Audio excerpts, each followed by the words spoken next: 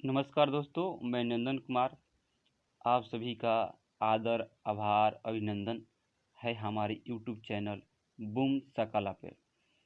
सबसे पहले हम आज के विषय में जानेंगे कि ब्लूम के शिक्षण के उद्देश्यों का वर्गीकरण, जिसमें हमने पार्ट 1 वीडियो इसके पहले अपलोड कर दी है, जिसमें शिक्षण के उद्देश्य के हल्का कॉन्सेप्ट आप समझ पाएंगे और फिर ब्लूम कौन है ये भी समझ पाएंगे और उनके द्वारा जो 3H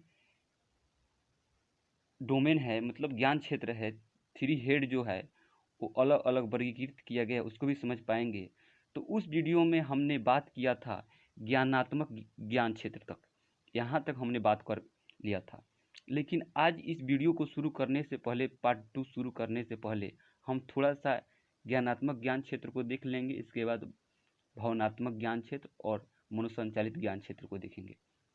तो चलिए बिना देरी करते हुए हम अपने आगे की तरफ बढ़ते हैं। तो ज्ञानात्मक क्षेत्र, ज्ञानात्मक क्षेत्र होता क्या है कि जो हमारे बौद्धिक क्षमता से, हमारे बोध से यानी बुद्धि से लिया जाता है, जो हेड से होता है, 3H का जो पहला होता है हेड से, उसी से संबंधित इस ज्ञान क्षेत्र में रखा गया है। जो हमारे ब्रेन से होता है, हमारे बौद्धिक क्षमता से होता है, जिसमें बुद्धि लगाया जाता है, उन सभी चीज़ों को इस ज्ञानात्मक ज्ञान क्षेत्र में रखा गया है, जिसमें 5 भागों में विभाजित कर दिया गया है। ज्ञानात्मक ज्ञान क्षेत्र के चरण को, अलग अलग स्टेज को, चरण को इसमें बांट दिया गया है। तो पहला इसमें है ज्ञान, जिसमें छात्र के रटने से है और याद करने से है। और दूसरा है बोध, जिसमें समझ और याद करने से है छात्र को, जिसमें समझता भी है और याद भी करता है। और तीसरा जो चरण है उपयोग, उपयोग में क्या होता है कि जो हम छात्र को सिखाते हैं, पढ़ाते हैं, समझाते हैं, वो अपने जीवन में कैसे उतारता है और उसका उपयोग करता है, वही तीसरा चरण उपयोग में दिया गया है। विश्लेषण है कि जब किसी विषय को छोटे छोटे टुकड़ों में करके पढ़ने पढ़ाने का काम किया जाता है और समझने समझाने का काम किया जाता है, तो विश्लेषण को इसमें रखा गया है। संश्लेषण विश्लेषण के ठीक उल्टा होता है कि इसमें टुकड़े टुकड़े करके पढ़ा जाता है, लेकिन इसमें सीधा ही एक के साथ मिला के पढ़ लिया जाता है संश्लेषण में। और मूल्यांकन में क्या है कि ये सबसे शीर्ष, सबसे उच्च स्तर होता है। ये इस स्तर में मूल्यांकन का काम किया जाता है कि छात्र ने कितना पढ़ा, कितना समझा, और उनको उत्तर पुस्तिका को देख के टीचर प्रोफेसर के द्वारा व्याख्या किया जाता है और लास्ट में निर्णय लिया जाता है कि इस छात्र को कितना मार्क्स देनी चाहिए। मूल्यांकन जो होता है उच्च स्तर का होता है। ठीक है दोस्तों, तो हम अब बढ़ेंगे अगले ज्ञानात्मक क्षेत्र, जो ब्लूम के द्वारा दिया गया है भावनात्मक ज्ञान क्षेत्र में। ठीक है, तो हम आगे देखते हैं। तो दूसरे ज्ञान क्षेत्र में हम आ गए भावनात्मक ज्ञान क्षेत्र में। भावनात्मक ज्ञान क्षेत्र में क्या होता है कि जो विद्यार्थी होते हैं, जो छात्र होते हैं, उनके भावना से, उनके संवेदना से, उनके प्रेरणा से जो भी ज्ञान ग्रहण किया जाता है, सुना जाता है, समझा जाता है, विचार किया जाता है, अपने सिद्धांतों में परिवर्तन लाया जाता है, जो भावनात्मक ज्ञान क्षेत्र के अंदर रखा गया है। इनको ब्लूम के द्वारा जब अलग अलग शिक्षण का उद्देश्य को वर्गीकरण किया गया है, तो जो भी हृदय से, जो भी भाव से, जो भी संवेदन से ज्ञान आता है, उसको भावनात्मक ज्ञान क्षेत्र के अंदर रखा गया है। तो इसमें भी भावनात्मक ज्ञान क्षेत्र के अंदर 5 चरण को दिया गया है। 5 चरण को हम पढ़ते हैं, समझते हैं। तो पहला इसमें है आग्रहण। आग्रहण का मतलब यहाँ पे यह है कि हम सुनने की इच्छा, जब हम कुछ सीखने की इच्छा अपने अंदर प्रकट करते हैं और कुछ सुनने की इच्छा करते हैं, तो सीखने के लिए सबसे पहले हमें सुनने की आवश्यकता होती है। तो ये सबसे निम्न स्तर का होता है। ये जो होता है, ये सबसे निम्न स्तर का होता है, नीचे का स्तर होता है, जिसमें सीखने की इच्छा होती है, विषय वस्तु को ग्रहण करने के प्रति संवेदनशील बनना होता है। और इसमें सुनने की इच्छा को जागृत विद्यार्थी करता है। फिर आगे है प्रतिक्रिया। प्रतिक्रिया मतलब फीडबैक कहिए या रिस्पॉन्डिंग, इंग्लिश में इसको बोल सकते हैं। रिस्पॉन्डिंग का मतलब यहाँ पे है कि सहभागिता। अगर हम कहीं किसी क्लास में बैठ के पढ़ रहे होते हैं छात्र के रूप में, तो हमें लगता है कि सर जो पढ़ा रहे हैं वो क्या पढ़ा रहे हैं, अगर हम सुन सुन पा रहे हैं, समझ पा रहे हैं अच्छे से, तो उसमें हमारे कुछ मन में ये आता है कि ऐसे ना हो के ऐसे हो सकता है इसमें, और नहीं तो ये ना हो के ये भी हो सकता है, अगर ये ऐसे हो सकता है तो ये ऐसे हो सकता है। ठीक उसी प्रकार से हम समझ लेते हैं और अपने टीचर से उसी पे प्रश्न पूछते हैं कि सर मान लीजिए कि अगर मीरा अगर महिला है तो सीमा भी महिला ही होगी। तो इसी प्रकार से हम अगर उदाहरण के माध्यम से समझते हैं और अपने टीचर से कुछ पूछ पाते हैं तो वह प्रतिक्रिया के रूप में आता है। और जब तक हम प्रतिक्रिया अपने क्लास में और अपने क्लासरूम में या जहाँ भी हम सेमिनार हॉल में गए, वहाँ अगर जाते हैं और फीडबैक नहीं देते हैं, तब तक हमारी सहाव्यक्ति की इच्छा प्रकट नहीं होता है। फिर है आकलन।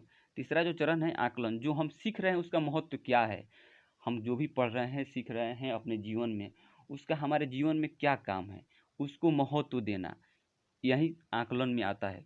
तीसरा चरण में सुनियोजित करना चौथा चरण है। तो सुनियोजित करने का मतलब है कि मिलान करना।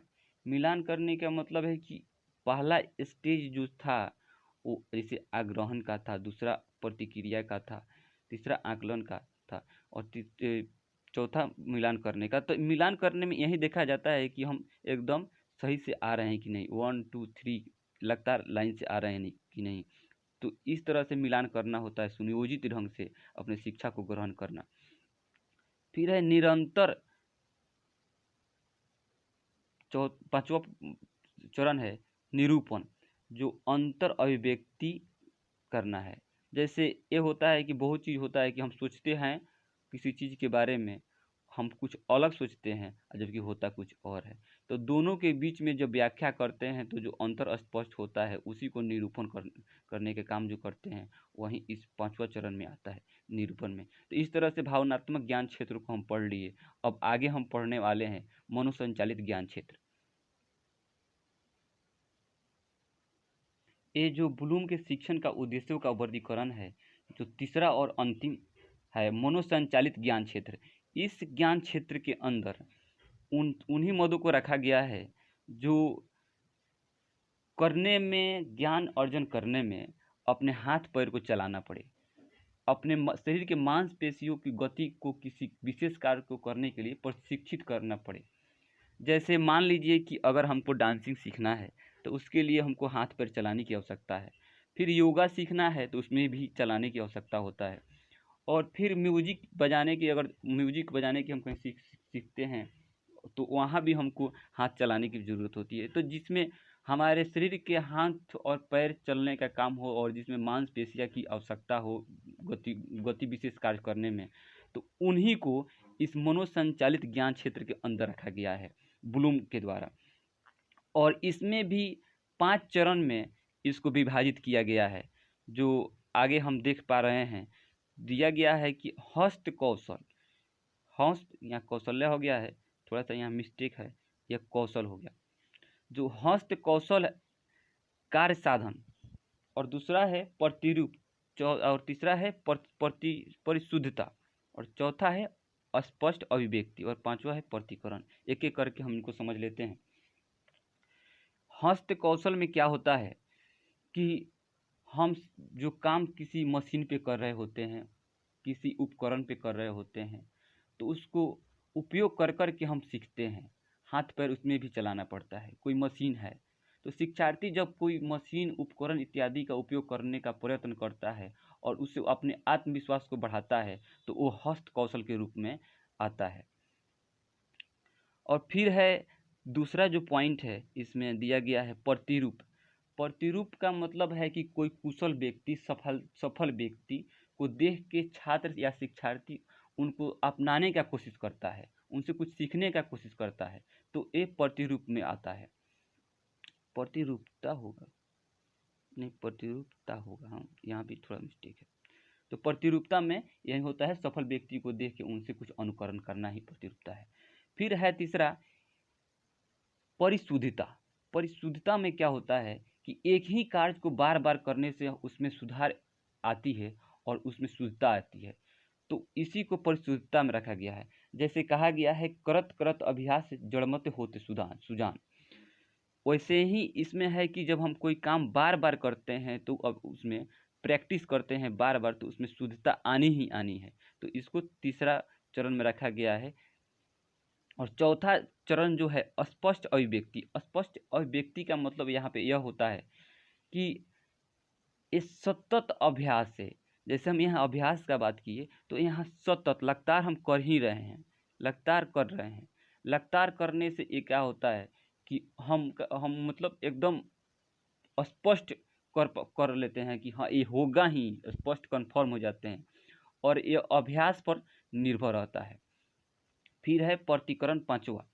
प्रतिकरण का मतलब यहाँ पे होता है शिक्षार्थी के अनुरूप बनना, फिर उसमें संशोधन करना, और जो भी तकनीकी है उसमें कुछ चेंजिंग करने का काम। जैसे इसमें मुख्य तौर पे कहा जाए प्रतिकरण में, तो शिक्षार्थी जो होता है वो एक तरह पहले कोई आम इंसान की तरह होता है, और वो जब सीखने लगता है तो शिक्षार्थी हो जाता है। तो सीखने का जो भावना आता है वह इस प्रतिकरण में आ जाता है। फिर उसमें कुछ संशोधन करने का काम, जैसे मान लीजिए सीखना है हमको, तो थोड़ा अपने व्यवहार में, अपने चरित्र में बदलाव लाना होता है, तो वो सारी चीज़ प्रतिकरण में आ जाता है। और वो कोई शोधार्थी है जो किसी तकनीकी डिजाइन में परिवर्तन करता है और उसके गुणों में कुछ परिवर्तन करता है या उससे कुछ सीखता है, तो ये सारी चीज़ प्रतिकरण के रूप में आता है मनोसंचालित के जो पांचवा चरण है। और थोड़ा सा हम देख लेंगे, ब्लूम का तो ये हो गया, लेकिन 2001 में क्या हुआ था कि कुछ ब्लूम के वर्गीकरण में, शिक्षण वर्गीकरण में थोड़ा सा परिवर्तन लाया गया 2001 में। तो थोड़ा सा उसको भी देख लेंगे ताकि वो भी हम जान पाए क्या परिवर्तन हुआ था। तो ब्लूम के शिक्षण उद्देश्य में वर्गीकरण में संशोधन किया गया 2001 में। तो 2001 में किया गया किनके द्वारा, तो एक एंडरसन है, एंडरसन और